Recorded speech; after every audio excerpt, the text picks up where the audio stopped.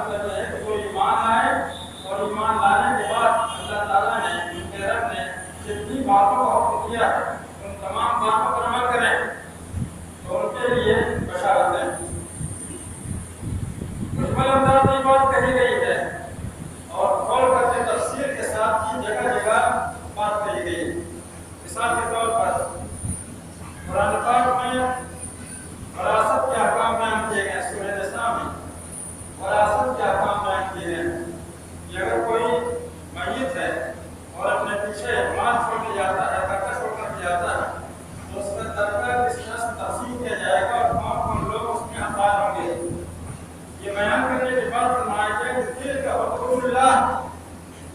کہ اللہ تعالیٰ کے دیے ہوئے احکام ہیں، اللہ تعالیٰ کے دیے ہوئے قوانین ہیں.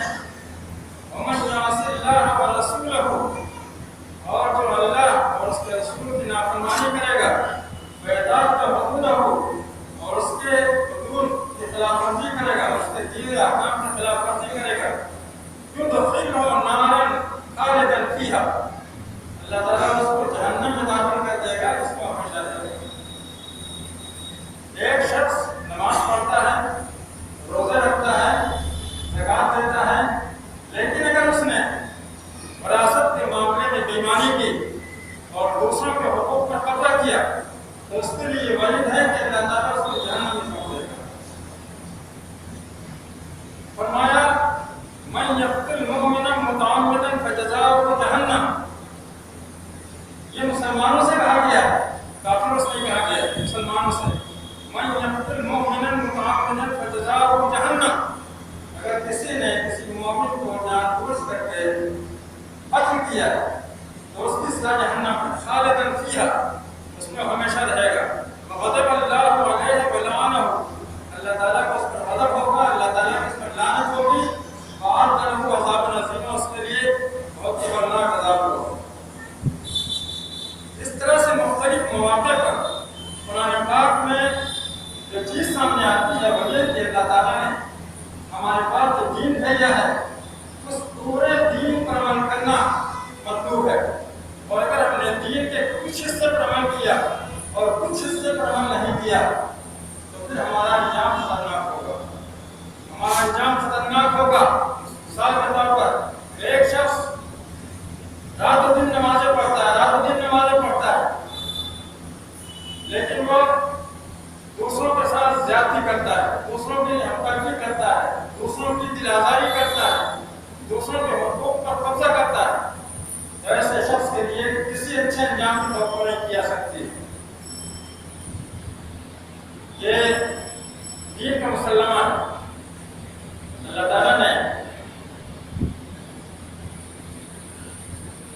قرآن پاک میں جگہ جگہ اس بات کو وضاحت دی ہے اور اس بات پر بنی اسرائیل کو ملامت کی ہے. بنی اسرائیل یہود و نصارہ کا حال یہ تھا کہ انہوں نے دین کو تصور ڈال دیا تھا، دین پر انہوں نے عمل نہیں کیا. کچھ چیزیں جو ان کی مرضی کی تھیں یا جس میں ان کو کوئی پریشانی نہیں تھی ان کو وہ اختیار کرتے تھے، اور جن چیزوں میں کچھ پریشانی تھی ان کو انہوں نے نظر انداز کر دیا تھا. فرمایا کہ افتؤمنون ببعض الکتاب وتکفرون ببعض، کتاب کے کچھ حصے پر تو عمل کرتے ہو، کچھ حصے کا انکار کرتے ہو. فما جزاء من یفعل ذلک الا خزي فی الحیاۃ الدنیا، اس کا انجام یہ ہوگا کہ دنیا میں ذلت و رسوائی ملے گی. وَيُرَدُّونَ، اور یہ کہ آخرت میں دردناک عذاب ہوگا. نبی صلی اللہ علیہ وسلم نے ایک موقع پر فرمایا کہ یَتَدْرُونَ مَنِ الْمُفْلِسُ، کیا تمہیں معلوم ہے کہ مفلس کون ہوتا ہے؟ مفلس، اور لوگ جانتے ہیں کہ مفلس کون ہوتا ہے، اور صحابہ کرام بھی جانتے تھے. تو انہوں نے کہا کہ مفلس ہمارے درمیان وہ ہوتا ہے جس کے پاس پیسے نہ ہو، جس کے پاس درہم دینار نہ ہو، وہی مفلس ہوتا ہے. اور فرمایا کہ المفلس من امتی من یاتی یوم القیامہ بصلاۃ وصیام وزکاۃ، میری امت کے مفلس لوگ وہ ہوں گے جو قیامت کے روز آئیں گے نمازوں کے ساتھ، نمازوں کے انبار ہوں گے ان کے ساتھ. بصلاۃ وصیام، روزے انہوں نے رکھے ہوں گے، زکوٰۃ انہوں نے ادا کی ہوگی. ساتھ ہی ویاتی وقت شتم ہذا وقذف ہذا وظلم ہذا وضرب ہذا، کسی کو گالی دی ہوگی، کسی کی دل آزاری کی ہوگی، کسی کو مارا ہوگا، کسی کا مال ہاتھ میں لیا ہوگا. اس کا انجام کیا ہوگا؟ یعطیٰ ھذا من حسناتی وھذا من حسناتی، اس کی جو نیکیاں ہوں گی وہ ان لوگوں کے درمیان جن پر اس نے ظلم کیا ہے یا جن کی دل آزاری کی ہے یا جن کا حق غصب کیا، اس کی نیکیاں ان لوگوں میں تقسیم کر دی جائیں. اب اگر نیکیوں کو تقسیم کرنے سے ان کا حق ادا ہو جاتا ہے تو حق ادا ہو جائے گا، اور نہیں تو ان کی برائیاں، ان کی غلطیاں، ان کی نافرمانیاں اس کے اوپر साथ, ज़कात के साथ, हज के साथ, रोज़े के साथ, इसके बावजूद जहन्नम में झोंक दिए जाएंगे। तो दीन की बहुत ही मुसलमा हकीकत है कि दीन चंद चीज़ों पर अमल करने का नाम नहीं है। दीन चंद चीज़ों पर अमल करने का नाम नहीं है। दीन इस बात का नाम है कि हम अपनी पूरी ज़िंदगी अल्लाह ताला के हवाले कर दें, अपने बारे में फैसला कर लें कि हमारी पूरी ज़िंदगी अल्लाह ताला की इताअत और इबादत में गुजरेगी। हम ये फैसला कर लें कि हम ज़िंदगी में कोई भी कदम ऐसा नहीं उठाएंगे कि अल्लाह ताला को नाखुश करने वाला हो, जो अल्लाह ताला की नाराज़गी का सबब बन सकता हो। इसका नाम होता है इसका नाम है ईमान। और इस बात का हम फैसला कर लें कि दीन हमसे जो भी तकाजा करेगा वो तकाजे हम पूरे करेंगे। इसको कहा जाता है ईमान।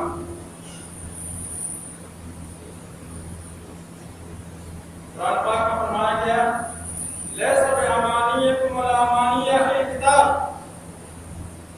तुम्हारी तमन्नाओं से या अहले किताब की तमन्नाओं से कुछ नहीं बनेगा। तमन्नाओं का मतलब यह है कि अहले किताब कहते थे ना हम तो अल्लाह के बेटे हैं, अल्लाह ताला के चहीते हैं, जन्नत के लिए हम पैदा किए गए।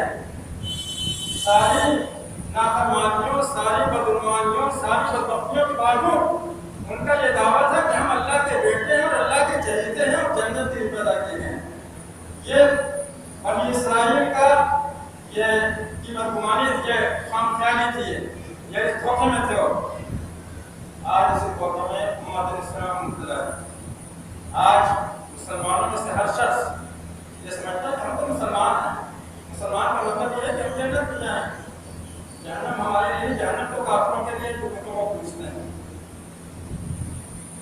इस बात को हमें समझ लेना चाहिए कि इस्लाम, ईमान किसी खानदान का नाम नहीं है, किसी नस्ल का नाम नहीं है, किसी तबके का नाम नहीं है।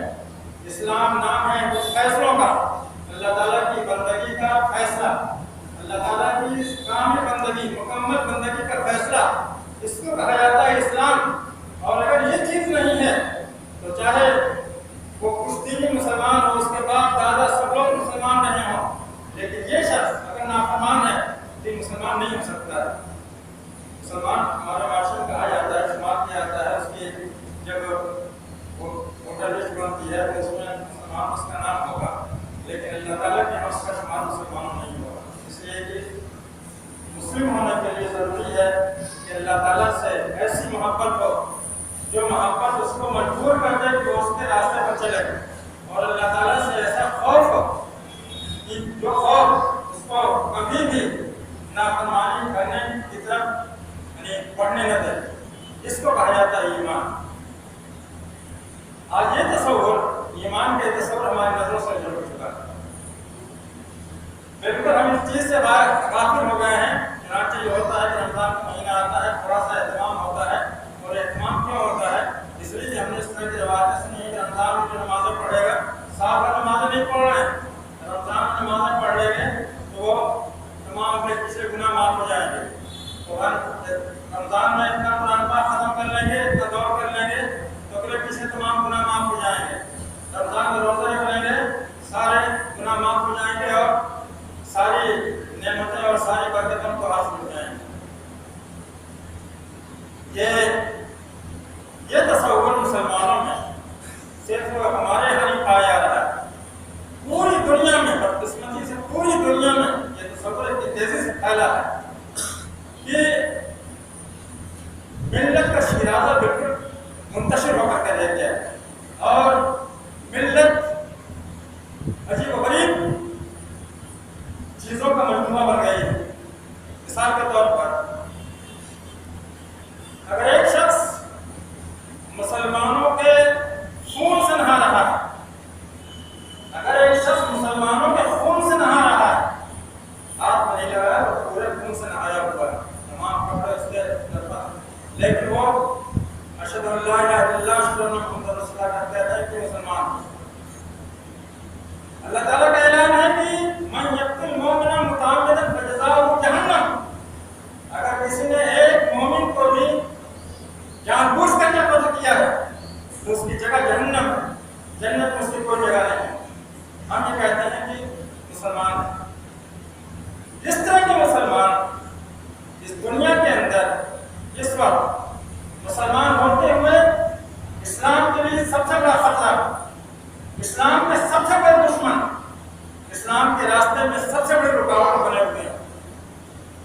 مصر میں اخوان المسلمون کا کیا جرم تھا؟ مرسی صاحب کا کیا جرم تھا؟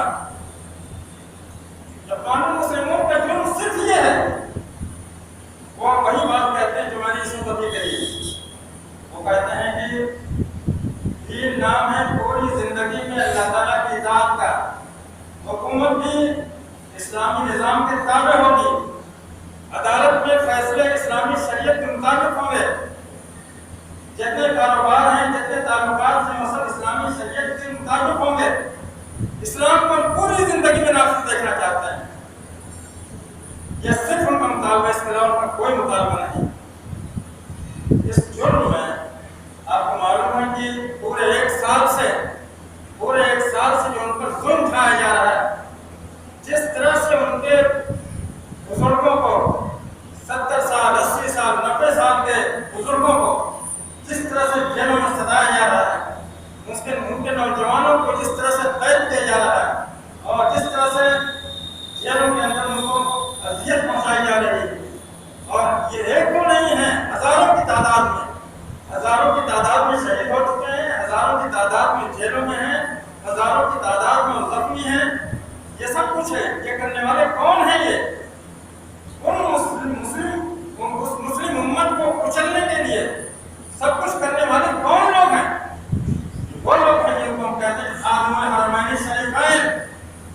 یہ خادم الحرمین ہے، یہ اسلام کے پاسبان ہیں، یہ اسلام کی حفاظت کرنے والے ہیں۔ یہ ملک عبداللہ نے اپنے خزانوں کے منہ کھول دیے کہ اخوان کو جیسے چاہو کچھ لو، ان کا قیمہ بنا دو، ان کو ہم دیکھنا نہیں چاہتے ہیں۔ اس وقت اسلام کی دشمنی جس طرح سے مسلم حکومتیں کر رہی ہیں، اسرائیل نہیں کر رہا، امریکہ اپنی دشمنی نہیں کر رہا ہے جتنا کہ مسلم کے خلاف دشمنی کر رہا ہے۔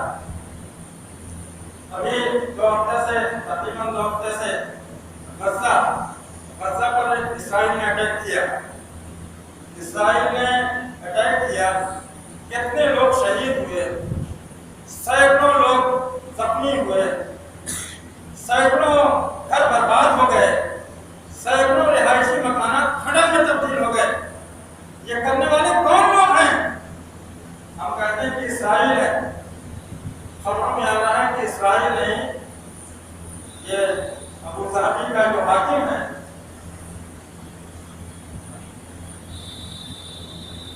ابو ظہبی کا حاکم، اس نے اسرائیل سے کہا کہ غزہ میں حماس کا نام نشان نہ رہنے دو، اور جتنا کچھ خرچہ ہوگا سب ہم برداشت کریں گے۔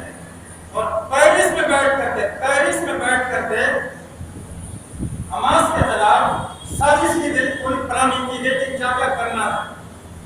چنانچہ کئی ہفتوں 2 ہفتے سے جنگ چل رہی تھی، میزائلیں چھوڑی جا رہی تھی، اور یہ میزائلیں کس کی تھیں؟ یہ وہی عرب حکمرانوں کی تھیں، عرب حکمرانوں کی جو اسرائیل کے واسطے سے چھڑائی گئی، یعنی پیسے اس میں عرب حکمرانوں کے لگے، عرب حکومتوں کے لگے، لیکن آ رہا ہے اسرائیل کی طرف سے۔ اور کل شام کو اسرائیل نے پورا یعنی ان پر ایسا حملہ کیا ہے، چوموکھی حملہ، فضائی حملہ، سمندری حملہ اور زمینی حملہ، اپنی فوجیں داخل کر دی ہیں، اور بے تحاشا ٹینک اور بے تحاشا جو ان کے ہتھیار ہیں وہ داخل کیے ہیں۔ میزائل پانی کے قطروں کی طرح سے ٹپک رہے ہیں۔ غزہ کے علاقے میں رات سے جیسے بارش میں پانی کے قطرے ٹپکتے ہیں، اس طرح سے میزائل برس رہے ہیں۔ یہ میزائل برسانے والے کون لوگ ہیں؟ یہ وہ لوگ ہیں جن کو ہم کہتے ہیں کہ مسلمان ہیں۔ یہ اللہ کے قسم مسلمان نہیں ہے، اسلام سے ان کا کوئی تعلق نہیں ہے۔ اسی لیے میں اس بات کو واضح کر دینا چاہتا ہوں کہ ہمارا ذہن صاف ہونا چاہیے کہ اسلام خالی ایک عبادت کا نام نہیں ہے کہ ہم جا کر عمرہ کرائے سب کچھ معاف ہو گیا، بالکل عمرہ کر کے آ گئے، چلے گئے حج کرنے، بالکل عمرہ کر کے آ گئے، 100 چوہے کھانے کے بعد دلی چلی حج کو۔ یہ کیفیت ہوتی ہے کہ سب کچھ کرنے کے بعد ہم نے جا کر کے حج کر لیا، عمرہ کر لیا، ہم بالکل پاک صاف ہو گئے۔ اس ذہنیت کو ختم ہونا چاہیے۔ ہمیں اس بات کو اچھی طرح سمجھنا چاہیے کہ اسلام کسی ایک چیز کا نام نہیں ہے، اسلام خالی نماز کا نام نہیں ہے، اسلام خالی روزے کا نام نہیں ہے، اسلام خالی زکات کا نام نہیں ہے، اسلام خالی حج کا نام نہیں ہے، اسلام ہجرت کا نام بھی ہے، جہاد کا نام بھی ہے، جہاد بھی اسلام ہے، اور دوسروں کے حقوق ادا کرنا اور عملی زندگی میں اللہ تعالیٰ کی تمام قوانین کو عمل میں لانا، یہ اسلام ہے۔ ہماری پوری زندگی اسلامی زندگی ہو، اللہ تعالیٰ کی اطاعت میں گزر رہی ہو، ہماری زبانیں صاف ستھری ہوں، ہماری زبانیں جن سے کہ ہم قرآن پاک کی تلاوت کریں، جن سے کہ ہم اللہ کا نام لیں، ان زبانوں پر کبھی گندی بات نہیں آنی چاہیے، گالی گلوچ نہیں آنا چاہیے۔ جن زبانوں سے ہم اللہ تعالیٰ کی تعریف کرتے ہیں، ان زبانوں سے کسی کی غیبت نہیں ہونی چاہیے، ان زبانوں کو دوسروں کی برائیوں سے دل آزاریوں سے آلودہ نہیں ہونا چاہیے۔ جب تک یہ تمام چیز ہمارے سامنے نہ ہو اس وقت اسلام نہیں ہوتا ہے۔ جگہ جگہ مسلمانوں نے جلوس کیے، مظاہرے کیے، اسرائیل کے خلاف مظاہرے کر رہے ہیں، اسرائیل کے خلاف مظاہرے کر رہے ہیں۔ ارے اسرائیل کے پیچھے کون ہے ان کو تو دیکھو، اسرائیل کے پیچھے کون ہے، ان کے خلاف بھی مظاہرہ ہونا چاہیے، ان کی بھی کلئی کھلنی چاہیے، اور مسلم امت کو بتانا چاہیے کہ ہم تم سب کو پہچان رہے ہیں، تم ہمارے دشمن ہو، اور یہ ہمارے مدرسوں سے برساتی کیڑوں کی طرح سے جو سفرہ پھیل جاتا ہے، ہر ملکوں میں جا کر کے وہ ان سے چندے مانگتے ہیں، ان سب کو بند کر دینا چاہیے، اس لیے کہ ظالموں کا پیسہ ناپاک پیسہ ہوتا ہے، حرام پیسہ ہوتا ہے، اس سے کبھی بھی کسی خیر کی کسی برکت کی توقع نہیں کی جا سکتی۔ آج ہمارے ملک میں چلنے والے تمام ادارے اونچی اونچی بلڈنگیں کھڑی ہیں، وہ بلڈنگیں نظر آ رہی ہیں لیکن روح غائب ہے، اسپرٹ غائب ہے، تعلیم غائب ہے، تربیت غائب ہے۔ تعلیم و تربیت آئے گی کہاں سے؟ حرام پیسوں سے تعلیم و تربیت نہیں ہوا کرتی ہے، حرام پیسوں سے دین کا کام نہیں ہو سکتا ہے، حرام پیسوں سے اسلام کا کام نہیں ہو سکتا ہے۔ اس لیے ہمیں اس بات کی کوشش کرنی چاہیے کہ ظالموں کے خلاف ہم محاذ چلائیں، کھل کر کے ہم کہیں کہ فلاں ظالم ہے اور فلاں کافر ہے، جو اللہ تعالیٰ کی اطاعت نہ کرے، اللہ تعالیٰ کے بندوں کو ستائے، اللہ تعالیٰ کا دین کام کرنے کے لیے جو لوگ جدوجہد کر رہے ہیں ان لوگوں کو کچلنے کی کوشش کرے، ان لوگوں کو کچلنا چاہے، اس کو کبھی بھی اسلام میں نہیں شمار کیا جا سکتا ہے، اسلام میں اس کی کوئی جگہ نہیں ہو سکتی ہے، اور ان کے پیسے بھی حرام ہوتے ہیں، ان پیسوں سے اجتناب کرنا چاہیے، ان پیسوں میں کوئی برکت نہیں ہے۔ ہمارے تمام اداروں کو اس معاملے میں سنجیدہ ہونا چاہیے کہ ہم یہ پیسے بٹور کر کے لاتے ہیں، ان پیسوں میں کتنا حلال ہے کتنا حرام ہے۔ یہ رمضان المبارک کا دوسرا عرصہ چل رہا تھا، اور اس کے بعد پھر تیسرا عرصہ شروع ہو جائے گا، جس میں کہ اعتکاف دیا جاتا ہے۔ اعتکاف یہ روزوں کی تکمیل ہوتی، اس سے روزوں کے اندر اور روحانیت پیدا ہوتی ہے، روزوں کا جو مقصد ہوتا ہے وہ مقصد اور زیادہ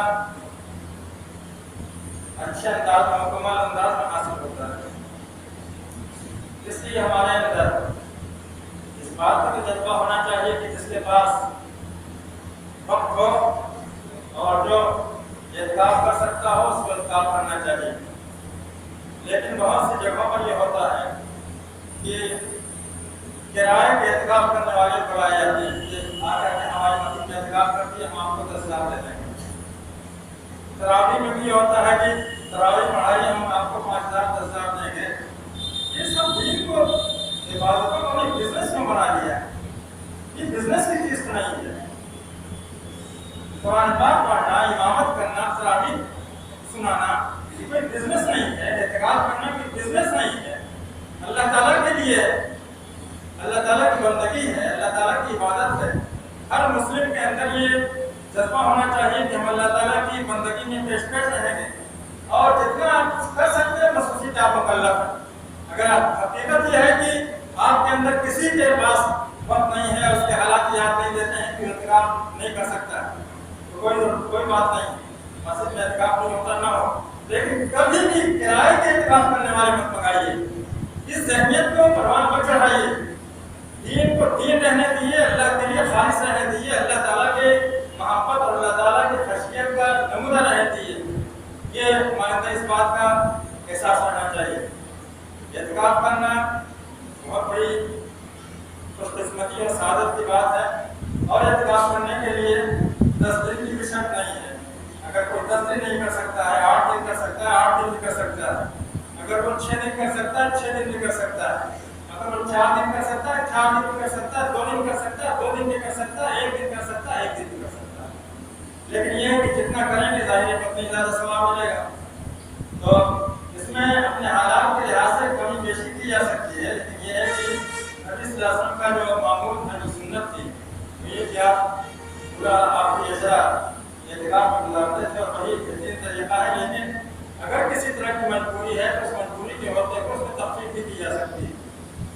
अल्लाह ताला हमें इस बात की तौफीक दे कि हम दीन का सही फहम पैदा करें। रमज़ान के गुजरने से पहले रमज़ान की हकीकत को अच्छी तरह से ज़हननशीन करें। रमज़ान हमारे अंदर जो रूह पैदा करना चाहता है, जो कैफियत पैदा करना चाहता है, उस लिहाज से अपना एहतिसाब करें, अपना जायज़ा लें, अल्लाह ताला से रोएं और गिड़गिड़ाएं और तौबा करें, माफ़ी मांगें और उससे इस बात का अहद करें कि खुदाया हमसे जो कोताहियां हुई उसको माफ़ कर, आइंदा के लिए हमें तौफीक दे कि हम तेरे सच्चे बंदे बन सकें और अपने दीन पर अमल कर सकें और अपने घरों को और अपनी बस्ती को इस्लामी बस्ती बना सकें। ये हम सब की तमन्ना होनी चाहिए, हम सब की कोशिश